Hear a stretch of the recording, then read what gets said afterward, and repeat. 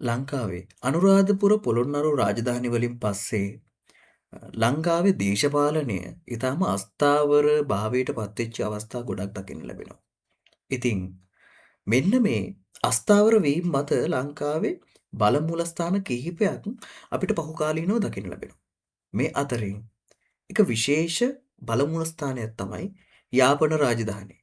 ඉතින් අපි අද කතා කරමු මේ යාපන අර්ධද්වීපය කේන්ද්‍ර කරගෙන ලංකාවේ ගොඩනැගුණු මේ බල මූලස්ථානය ගැන.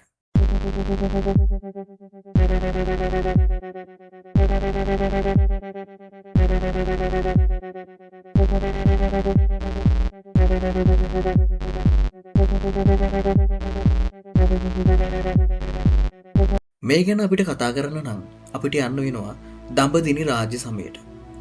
දඹදිනි රාජ්‍ය කාලේ වෙනකොට ලංකාවේ පාලන මධ්‍යස්ථාන ප්‍රධාන වශයෙන් දෙකක් අපිට දකින්න ලැබෙනවා. ඒ තමයි කාලිංග මාග පොළොන්නරුව ආක්‍රමණය කරලා පොළොන්නරුව මුල් කරගෙන ඔහු දේශපාලන බලයක් රජරට ප්‍රදේශයේ ගොඩනගාගෙන හිටියා.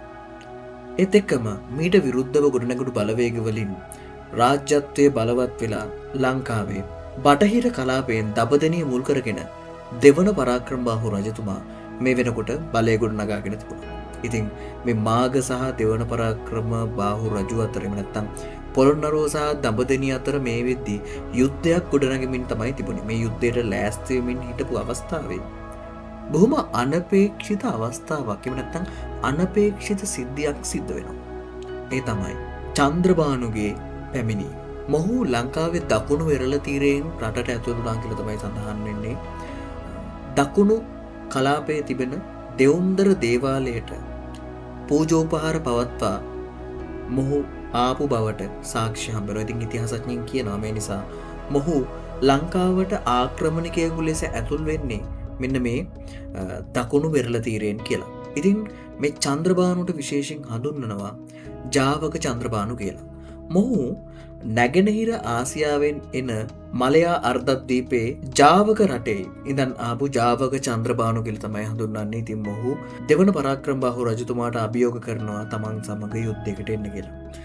මොහු එන්නේ ලංකාවේ තිබිච්ච මේ කාලේ වෙනකොට ජනප්‍රිය වුණු බෞද්ධ පොත්පත් ඒ වගේම බුදු පිළිම වහන්සේලා වගේම විශේෂයෙන් දළදා වහන්සේ ලබා ගැනීමේ පරමාර්ථයෙන් තමයි මේ විශාල සේනාවක් සමග ලංකාවේ දකුණු කලාපයෙන් ඇතුල් වෙලා මේ දඹදෙණියට යුද්ධ ප්‍රකාශ කරන්නේ.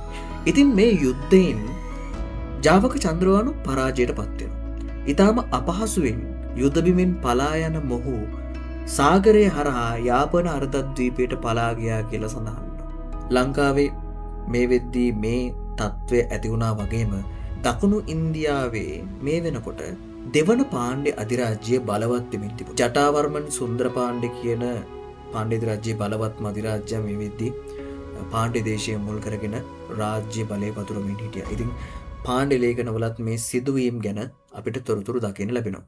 ඒ විතරක් නෙමෙයි මේ පාණ්ඩ්‍ය අධිරාජ්‍යය වෙච්චි ජටාවර්මන් සුන්දර පාණ්ඩ්‍ය කියන අධිරාජ්‍යයා හමුදාමය වශයෙන් සහ යුද්ධමය වශයෙන් මේ ලංකාවේ මේ කාලෙ වෙච්චි ගැටුම් වලට දායක වුණා කියලා බොහෝ ඉතිහාසඥයින් කියනවා.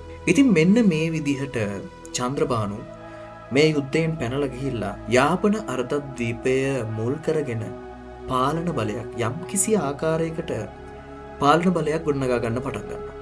මොහු ඉන්දියාවෙන් කුලී හමුදා ගෙනල්ලා යාපන අර්ධද්වීපයේ එක්තරා ප්‍රදේශයක් මුල් කරගෙන තමන්ගේ බලය ගොඩනගා ගන්න පටන් ගන්නවා. මේ ජාවක චන්ද්‍රබානු බලය පිහිටුවා ගන්න ස්ථානය තමයි ජාවක කෝට්ටේ කියලා ඒ කාලේ හැඳින්වෙන්නේ. ඉතින් මේ ජාවක කෝට්ටේ කියලා ඒ කාලේ හඳුන්වපු නම ක්‍රමයෙන් විකාශනය වෙනවා චාවන් කෝට්ටේ, පසුව වර්තමානයේ වෙද්දී අපි කියනවා චාව කච්චේරි කියලා.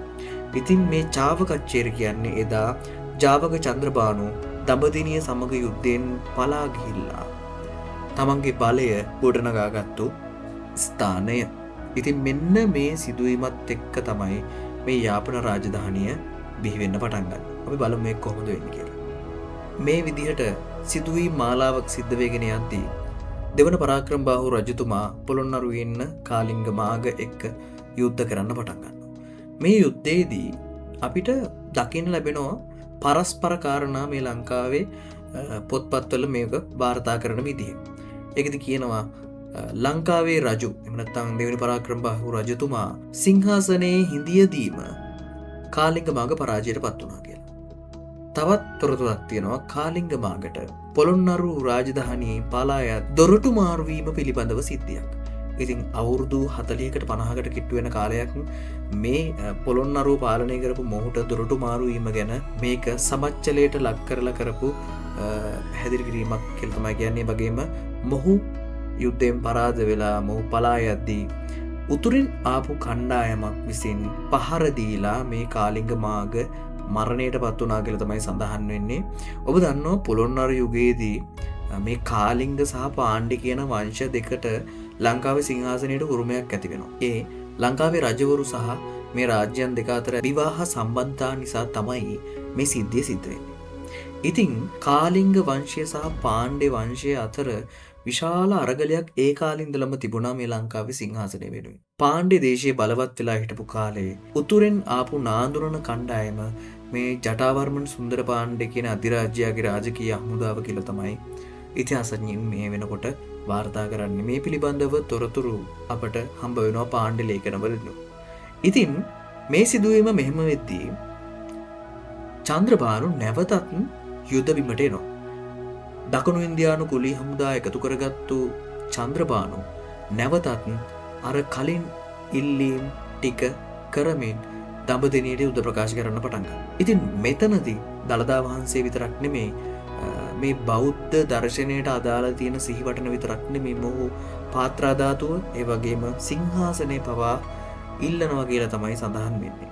කලින් යුද්ධයේදී මොහු දළදා වහන්සේ සහ මේ සිහිවටන ඒ වගේම ධනය මූලික කරගෙන ආක්‍රමණය කරාට මේ මොහොතේදී මොහු වෙන්නේ රාජ්‍යයත් පැහැර ගැනීමේ අභිලාෂය මත. මේ විදිහට ඇතිවෙන යුද්ධයෙන් ජාවක චන්ද්‍රබානු පරාජයට පත් වුණා කියලා සඳහන් වෙනවා. මේක ලංකාවේ ලේඛනවල වගේම පාණ්ඩ්‍ය ලේඛනවලත් සඳහන් වෙනවා. පාණ්ඩ්‍ය ලේඛනවල තියෙනවා ලංකාවේ ඇතිවුණු යුද්ධයෙන් ලංකාවේ රජවරු දෙන්නගෙන් එක්කෙනෙක් මෙතනදී මිය ගියා කියලා. මෙන්න මේ සිද්ධියෙන් පස්සේ යාපන අර්ධද්වීපයේ ලංකාවේ රජතුමාට අයිති වුණේ නැහැ. මේකට විශේෂ හේතුවක් තිබුණා. මේ කාලේ වෙද්දී පාණ්ඩ්‍ය හමුදාවක් ලංකාවේ රජතුමාට සහාය පිණිස ලංකාවේ හිටියා කියන සාක්ෂි හම්බ වෙනවා. ඒ විතරක් නෙමෙයි ලංකාවේ රජතුමා පාණ්ඩ්‍ය දේශයෙන් ලංකාවට ලැබුණු උදව් වලට තුට්ටු පඬුරු විදිහට මේ යාපන අර්ධද්වීපය සහ තවත් බොහෝ දේ ජටාවර්මන සුන්දරපාණ්ඩ්‍ය රජතුමාට ත්‍යාග තුට්ටු පඬුරු විදිහට ලබා දුන්නා කියලා සඳහන් වෙනවා. ඉතින් මේ සිදුවීමෙන් පස්සේ මේ චන්ද්‍රබානුට දාව යාපන අර්ධද්වීපයේ මේ ප්‍රදේශයට අයිති කාන්තාවකට ලැබුණු දරුවෙකුට පාණ්ඩ්‍ය අධිරාජ්‍යයේ යටතේ මේ ප්‍රදේශය පාලනය කරන්න ලබා දුන්නා කියලා තමයි සඳහන් වෙන්නේ. ඉතින් මේ සිදුවීම් වලින් පස්සේ පාණ්ඩ්‍ය අධිරාජ්‍යය බිඳ වැටෙන්න පටන් ගන්නවා. ක්‍රමයෙන් යාපන අර්ධද්වීපය කේන්ද්‍ර කරගෙන වෙනම රාජ්‍යයක් ස්වාධීන රාජ්‍යයක් ගොඩනගෙන්න පටන් ගන්නවා. දකුණු ඉන්දියානු සම්භවයක් සහිත මේ ආර්ය චක්‍රවර්තී කියන රාජවංශයේ යටතේ. ඉතින් ඔන්න ඔය විදිහට තමයි යාපන රාජධානිය ගොඩනැගීම සිදු වෙන්නේ. පසු කාලීනව ක්‍රමයෙන් මේ රාජධානිය බලවත් වෙලා ත්‍රිකුණාමලය මාතොට අනුරාධපුරය වගේ ලංකාව ඇතුළට මේ යාපන රාජ්‍යය ව්‍යාප්ත වෙන්න පටන් ගන්නවා. ඉතින් මේ ආකාරයෙන් ආරම්භ වුණු යාපන රාජධානිය සම්පූර්ණයෙන්ම බිඳ වැටීම සිද්ධ වෙන්නේ පෘතුගීසි ආක්‍රමණත් එක්ක. ඉතින් ඔන්න ඔය විදිහට තමයි අපි කතා කරපු මේ යාපන රාජධානියේ ආරම්භයේ සිදුවනේ. ඉතින් ඔයාගේ අදහස මොකක්ද? අපි හැමෝටම දැනගන්නත් එක්ක කමෙන්ට් එකක් දාගෙන යන්න.